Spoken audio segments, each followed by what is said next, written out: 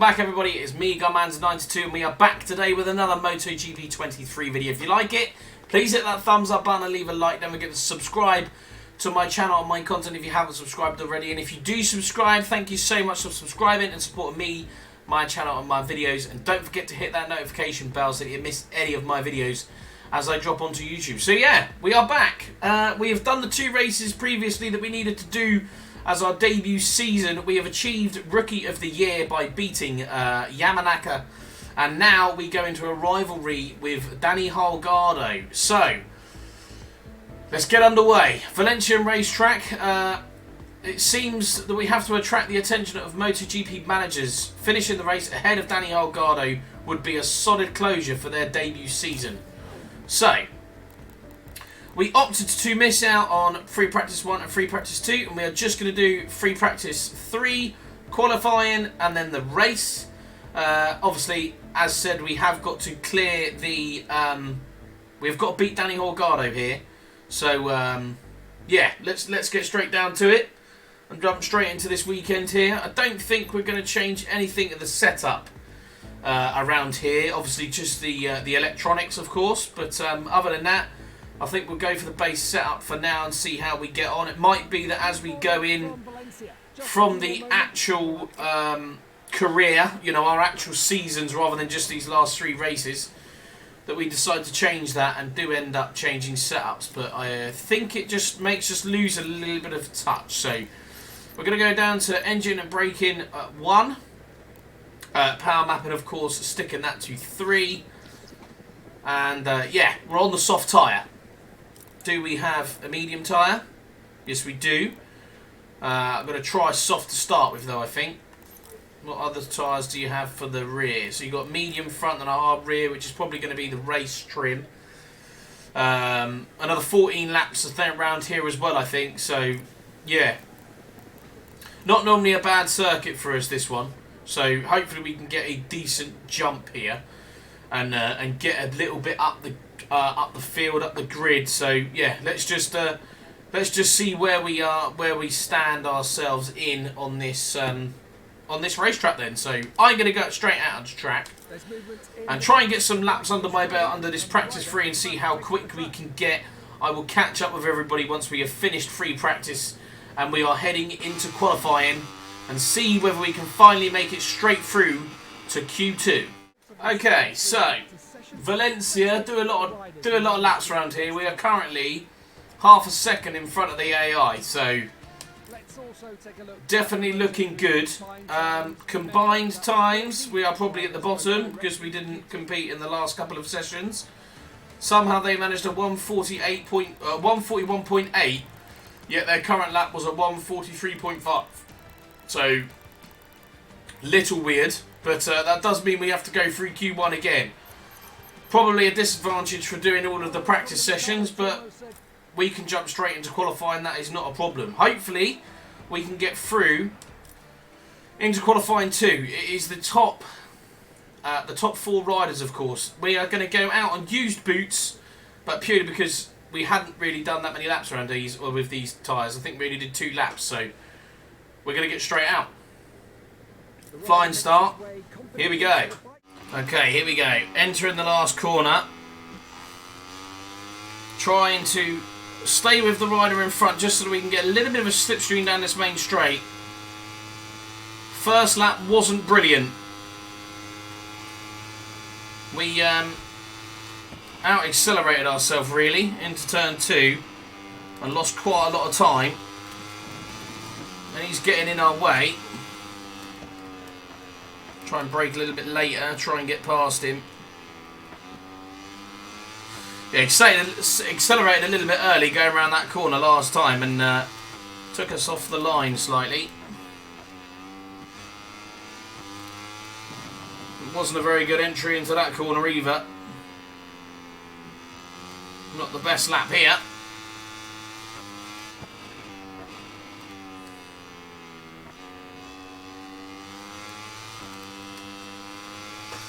We shall see how it goes.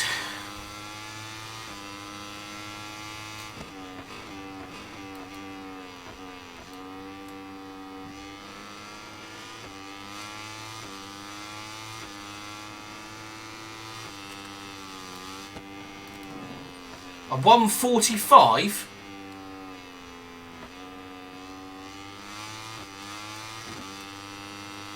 Wow.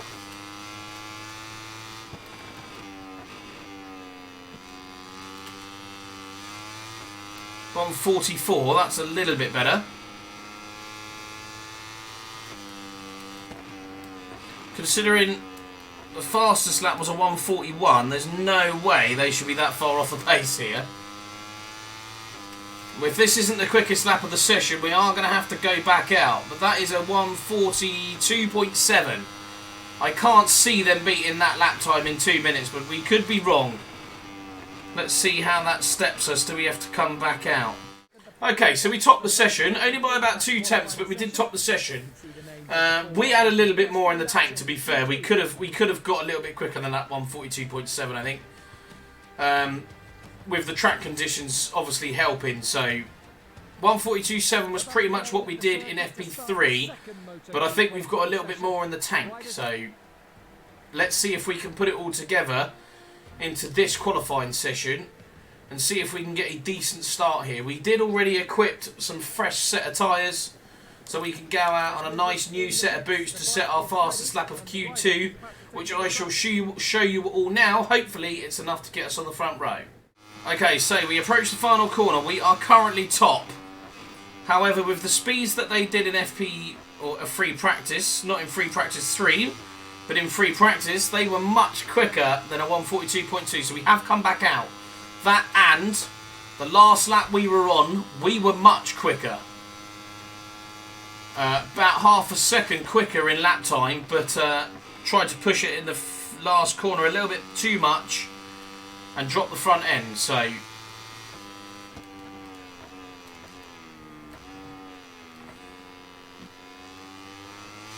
wanting to try and redeem ourselves slightly, because that was a stonker of a lap that we were on.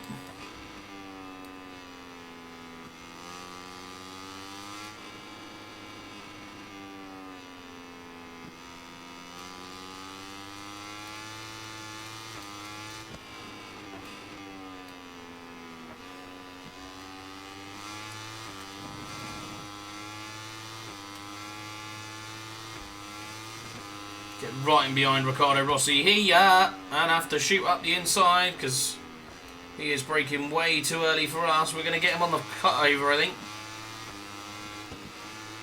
Up the inside of him into there. Don't want him to hold me up through this sector.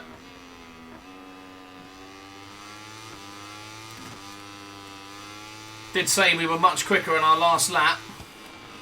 We are proving that now.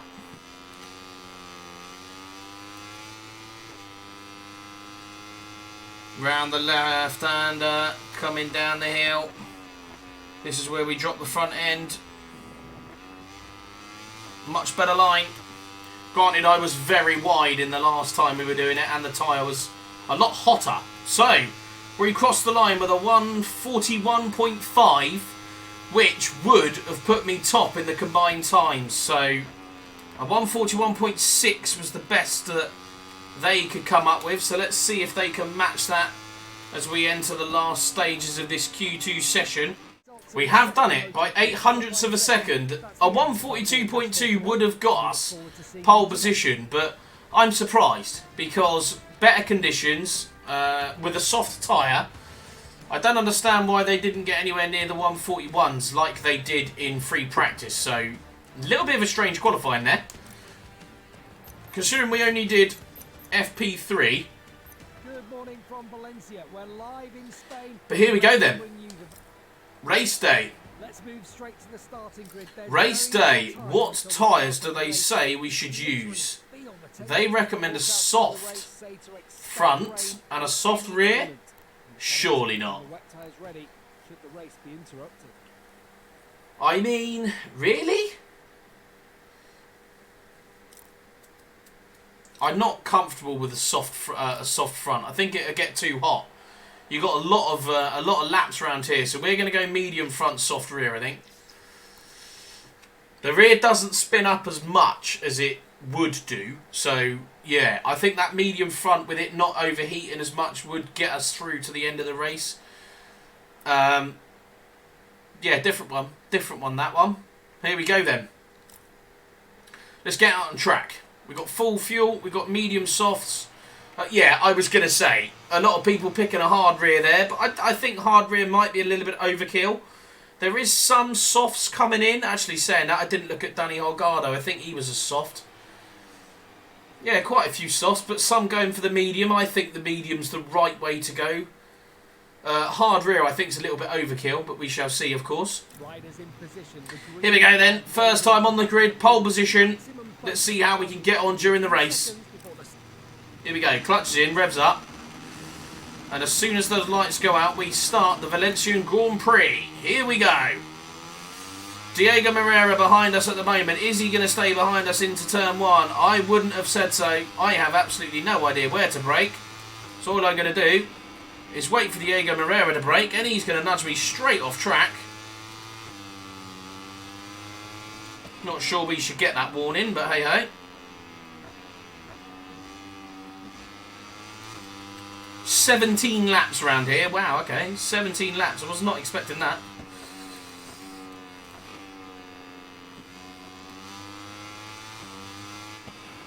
Here we go then. We're in the lead at the moment. Little bit of contesting from Diego Moreira behind, coming into the first and second corner. There is a few clouds in the sky. Obviously with the dynamic weather that this game has as well. You do get a little bit of cloud forming, and then obviously it's nice and sunny in some areas.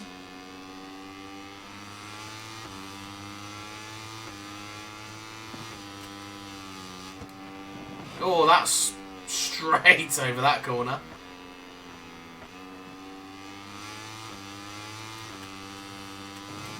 We've got 0.3 at the moment. Danny Holgado is currently 6/10 behind us. We do have a nice little board there on the right hand side to tell us how far behind he is, which is pretty good. Here's obviously who we are racing.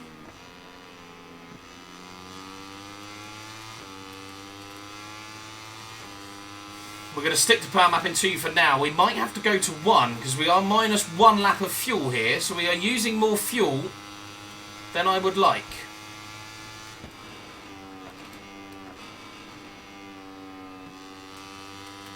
Although that has just gone up, so that's not bad.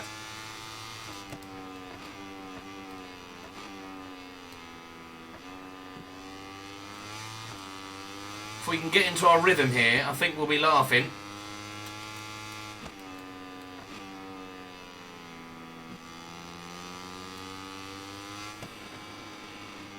Just clock off these laps.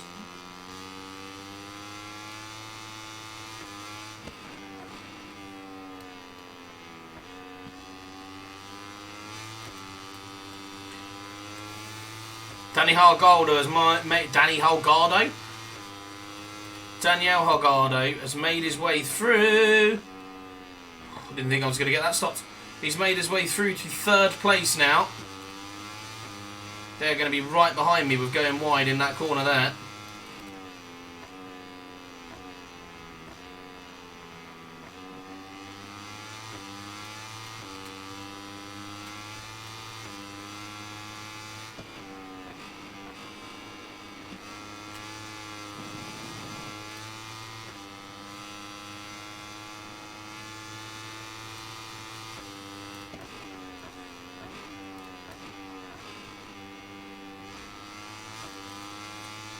Makes so much time up braking into that final corner. I will apologise now, I do have a hint to lean forward. Maybe I should push my chair in a little bit. Try and stop myself from doing that. Turn 1. Lap 3. Danny Holgado has now made his way to 2nd, so he's coming.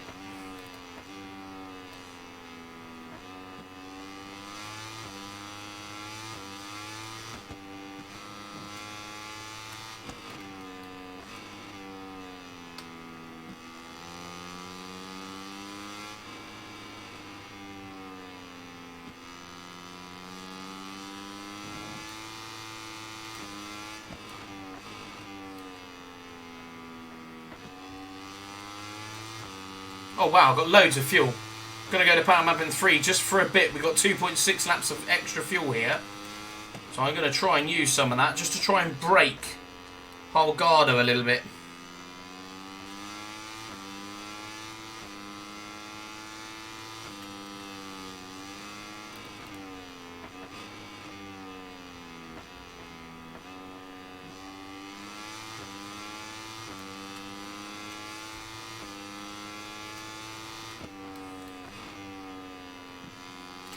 It's already on red. Back down to power map in 2 in that case.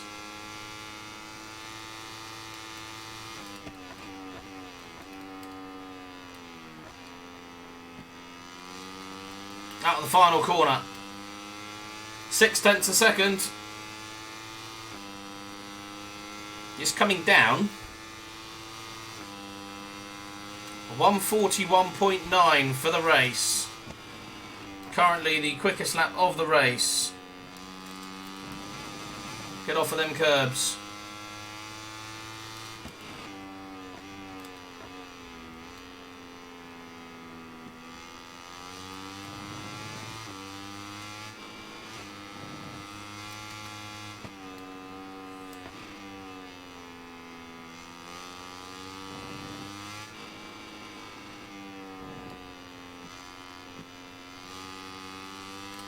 Come on, that gap's nearly up to a second now. If I can get that gap up to a second within 5 laps, that'd be pretty good. We could just about maintain that gap then.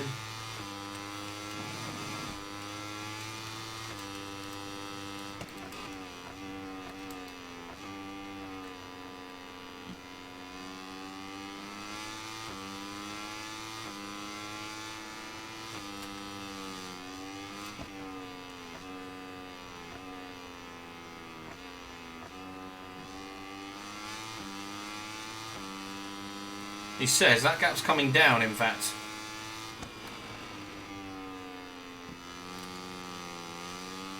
Definitely not as quick through the quicker corners, because it's really, really hard to get your corner speed in this game.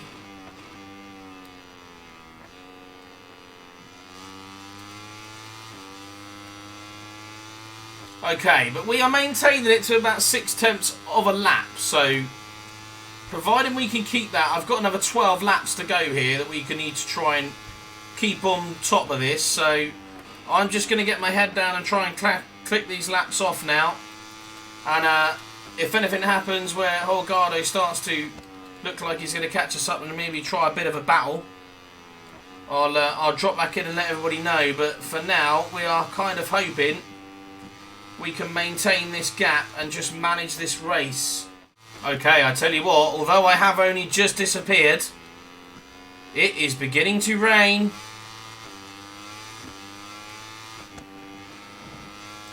It is raining here in Valencia with 6 laps done of this Grand Prix, so we're going to have to be careful now. This could get red flagged. I believe in Moto 3 and Moto 2, because there is no second bike, there is no such thing as a flag to flag. What will happen is the game will stick a red flag out, we will form the grid based on the results on track, and you will come back out on wet tyres.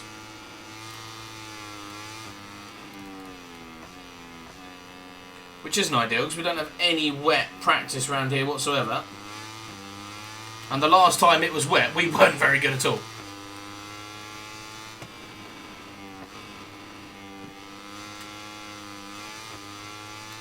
I'm surprised no one has started to crash yet.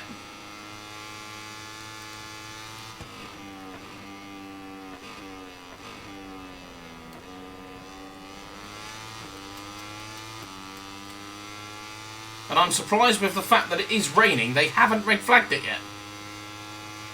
There are definitely no flags waving just yet. We've now got 10 laps left of this Grand Prix.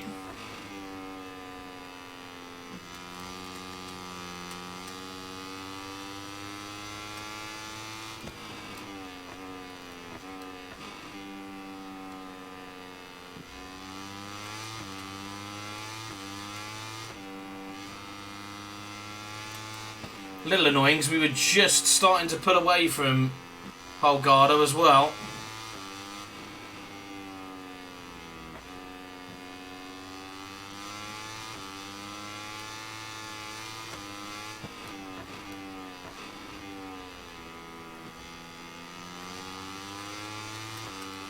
Starting to go wide in a few corners, getting a little bit more feedback in the controller. There we go. Return to pit, session interrupted. They have red flagged the race. So this is all new to this game. So here you go, look. We're back on medium wet tyres, I'm hoping. I think it is because, the wet tyres are medium now. Obviously you can see the track is starting to get wet, so we are going to go back onto track with limited laps now. Don't know how many laps it is, so obviously it's just going to go up for a warm-up lap and form the grid back with everybody on wet tyres. So here we go. Starting the race again on wets. Here we go then, clutches in, revs are up.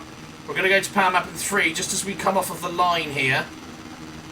To start this Valencian Grand Prix for another attempt. We've got 11 laps, so it should have shortened the race, but 11 laps isn't shortened at all, so we're going to have to be a little bit more tentative around here because we don't know how this bike is going to handle in the wet.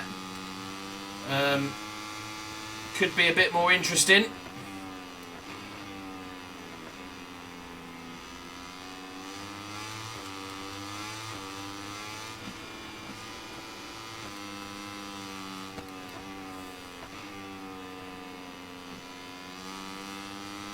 I've just stuck it to power mapping 2 and traction control 2 just to try and reduce the spin that we get off of that rear tyre.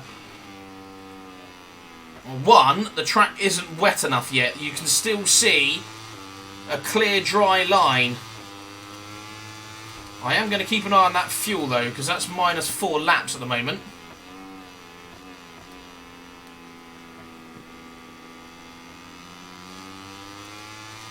Kind of hoping that sorts itself out, otherwise we're going to have to go to power mapping 1 just to earn some of that fuel back.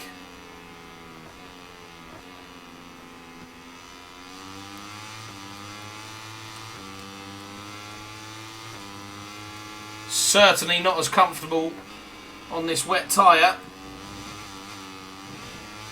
Prime example. Danny Holgado up the inside. We get him back on the brakes and go very wide. Try and cool that tyre down by using a bit of the wetter track.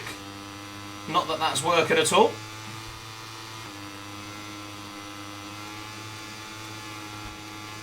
We're going to right or back with Danny Holgado now. With these wet conditions and the bike's just going straight on. That isn't going to bode well.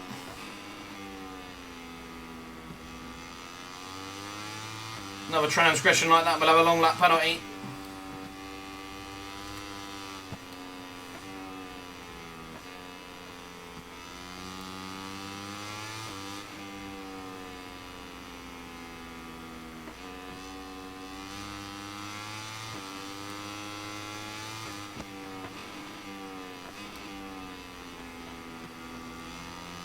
Might just flick up the engine braking as well here.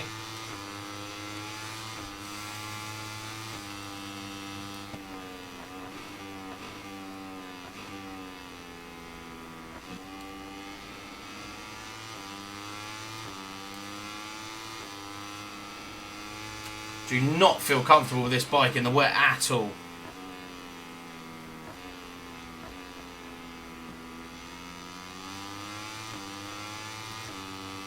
Feels very slow in the corners.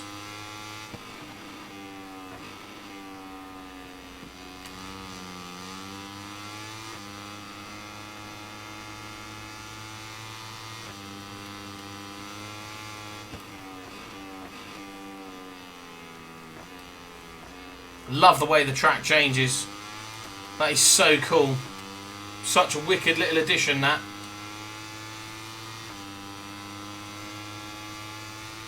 .150, quickest lap at the moment.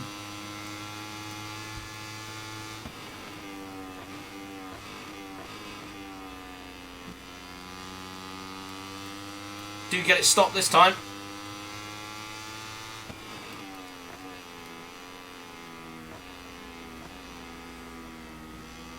Almost didn't get that stopped.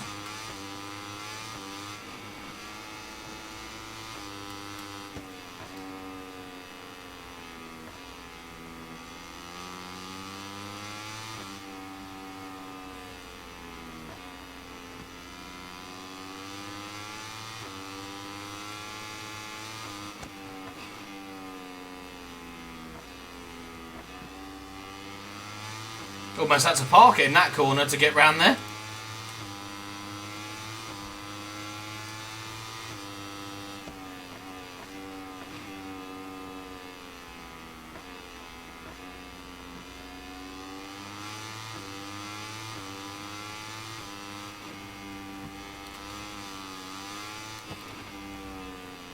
Oh, that was some slide.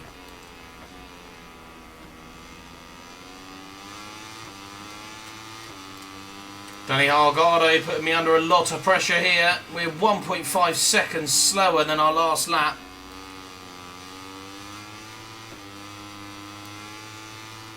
As we continue to struggle in these wet conditions, but continue to maintain that first place. So maybe because we're acting like a bit of a roadblock, but I'll take it. So, 4 laps in, Danny Hargado breathing down our neck. I'm not going to give you lot all of this wet race because we could be here a while. Now these lap times have started to drop.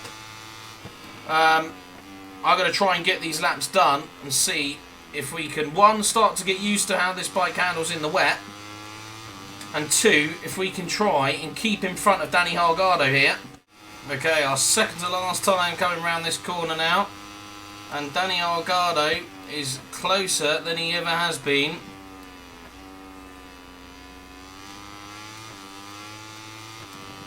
But we come out the final corner, down the straight to start our last lap. A little bit of driver standing there. Currently sit 4th in the championship. Danny Hargado looks like he's going to clinch the title, regardless of whether he beats us or not. So maybe that might mean that he backs off a bit. He's not getting.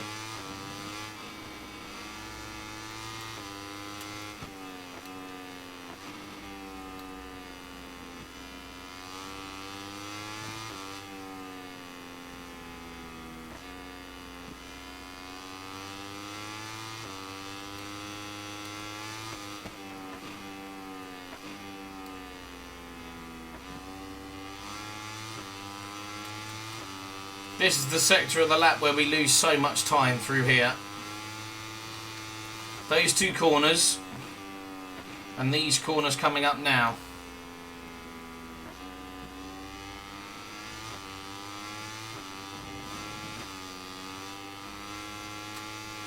I wish I could show you the rumble of the controller, because it just feels like constantly as soon as you're turning, the bike's just going skid, skid, skid. It's very, very unnerving.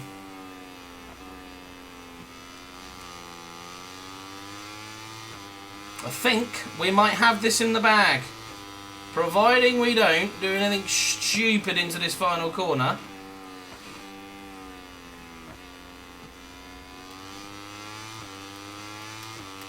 Out of the final corner, the time is going up. We are going to cross the line in P1 and beat Danny Hargado, which is what we wanted to do. And we have victory at Valencia. Get in. Take that. What was the best lap? A 148.7. Second take. Win a race. We're in a race after a quick restart. Fair enough. Because of the weather. So there it is then, Riders' Championship. We finished 4th in the end. We did beat Danny Hargado in the last race, but obviously he has won the championship. So well done to him. Our team have finished 5th for our debut season. Obviously we celebrate in part firme with our team as well. Rewards. Unlocked access. I have no idea what that means. I was sitting there thinking to myself, are we going to get top rider? But yeah, no. No, you're not. Season concluded. There we go. Races 1, 2, podiums 3, pole positions 1, fastest laps 0. Finished place 4th. The team wanted us to get 10th, so we did quite well there. Obviously, we did only participate in the last 2 races. So we have a few contracts here. We have got a contract from MotoGP Gas team, which is rather interesting. We've got the Honda LCR team. You've got the Hertz Gas. We've got Moto 2 straight away in there for the Honda Asia team with the teammate of Iagura. We've got Kenwood, and then we've got CF Moto and Tissot CF Moto. I'm probably going to go for one. It's an official team, but they obviously want 5th in the championship, and engine power is a lot better. So is stability, and so is controlled fuel. So compared to that team, this team's a lot better. I believe it's a CF Moto, so it's not a Honda, and it's not a KTM either. So a bit of a different chassis to be on as well. So that'd be pretty cool. So we're going to race for them, please. So there we are, ready for the next season on board our CF Moto team. Pretty cool. Some nice colours there as well, actually, I have to admit. So, confirm. We want the official calendar of the MotoGP circuit. So, obviously, we'll start at Portimao and we shall end in Valencia. 20 races in this calendar. So, a lot of races to get through. So, here we go. Just check out our team quickly. Do want to get a bit of a snapshot here.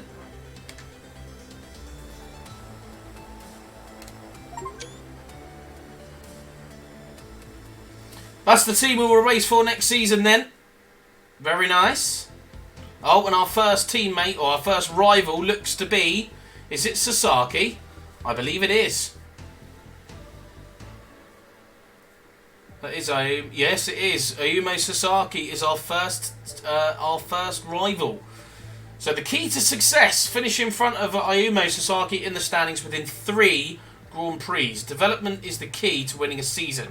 Esgama's performance should convince CF Moto to invest the resources needed to be competitive. So of course we do have the wall here as well. There is nothing updated in the wall either. Now we have unlocked the rider, so we can customise our rider from here. Obviously we're not going to just yet because we don't need to, but you've got your team there on the side. You've obviously got your level, what sort of stat you are. At the moment we are a winner. We've got the team objective, so they want us to finish 10th in every race and finish 5th in the championship. Ideally, we'd like to try and win it. So the paddock then. MotoGP 23 paddock. The circle highlights the relationships you have built on track and on the MotoGP wall. Explore the paddock to discover how your relationships with the riders influence your future contracts. Popularity. A good relationship with a brand colleague will guarantee you extra development for your bike. Friend or foes, but it won't always be easy. The more heated the rivalry, the more challenges you will receive. Winning the rivalry guarantees a lot of reputation, but the riders you beat will not always want you by their side, especially if you don't appear friendly. Relationships with the teams. The relationship with the teams page is a window looking onto your future. Here you can see the teams at the status necessary to attract their attention. So here we go then. Relationships with teams. This is the different relationships with the teams we've got here. So obviously you've got Moto 3 teams. Is it only going to show us Moto 3 teams? Looks like it is. Bit disappointing, but okay, fair enough. I don't quite know how we... Oh. Yeah, okay, so, I mean, it's pretty standard. We've got our we've got Munoz is a positive, Suzuki's a positive, for, and Luis Fellon. And then, of course, you've got the new bike development, experienced rivals. In Moto 23, Your team and your rivals will develop the bike dynamically, depending on their performance in the race. The grass on the other side. You can see the modifications of your bike on the page and compare them against those of other teams on your category. Development packs. The position in the standings and the relationship with the riders of your manufacturer determine the number of development packs available. The packs are applied at the beginning and middle of the season in Moto 3 and Moto 2 and before the tests in MotoGP. Continue to race. When logging into MotoGP, you can interact with the different aspects of the development and choose the areas more in line with your riding style. Great powers. As a manufacturing leader, you can keep the quality of the engineer's work under control. Comes great responsibility. The development performance value changes every season and influences the performance of your bike when racing. If the performance is problematic, you can try to improve it with your performance on track until you reach a higher status. So there we go. That's what our packs will be applied under before the summer. So you can't really change anything with this at the moment. A little bit of a problem that we're only the second best team out on the grid, but I don't believe that for 1 second. Yeah, okay, there we go then. That's a little bit of a breakdown into our new season and obviously the new career mode look and feel. But unfortunately, for that is the video done for today. I hope you enjoyed it. If you did, please hit that thumbs up button and leave a like. Don't forget to subscribe to my channel and my content if you haven't subscribed already. And if you do subscribe, thank you so much for subscribing and supporting me, my channel and my videos. And don't forget to hit that bell so that you don't miss any of them as they drop onto YouTube. And I shall see you all in the next video.